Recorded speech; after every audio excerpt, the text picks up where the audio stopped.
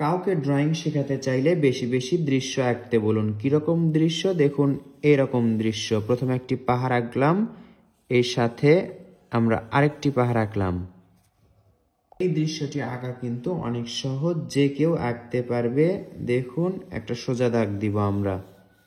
সোজা দাগ দেওয়ার পর এই দাগের উপর দিয়ে এইভাবে ছোট করে উপর দিকে যাব, একবার নিচের দিকে, একবার উপর দিকে, একবার নিচের দিকে। কেমন করে আঁকছি সেটা নিশ্চয়ই আপনারা দেখে আয়ত্ত করে নিতে পারবেন। এই তো উপর দিকে যাচ্ছি এবং নিচের দিকে, এটা আঁকছি আমরা 4B পেন্সিল দিয়ে। পাহাড়ের নিচে আমরা গাছপালা দেখতে পাচ্ছি, এর মাঝে যদি আমরা এভাবে একটি গোল দাগ দিই তাহলে হবে একটি সূর্য। সূর্যতে সূর্যরশ্মি দিব একটা করে, এভাবে একটা ছোট একটা বড়। দেখুন তাহলে দৃশ্যটা আরো সুন্দর হবে।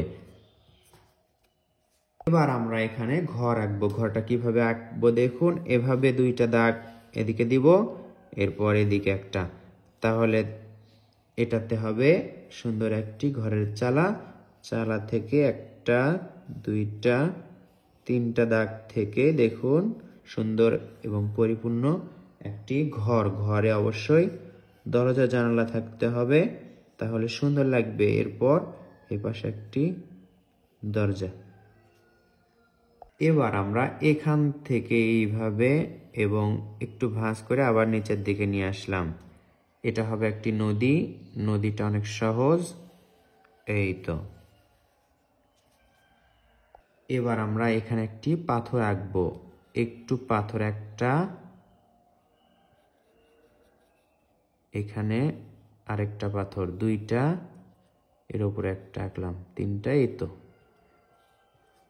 বন্ধুরা, আমি মনে করি ছোট্ট বাচ্চা বা সোনামণিদের জন্য এটা একটা পারফেক্ট দৃশ্য।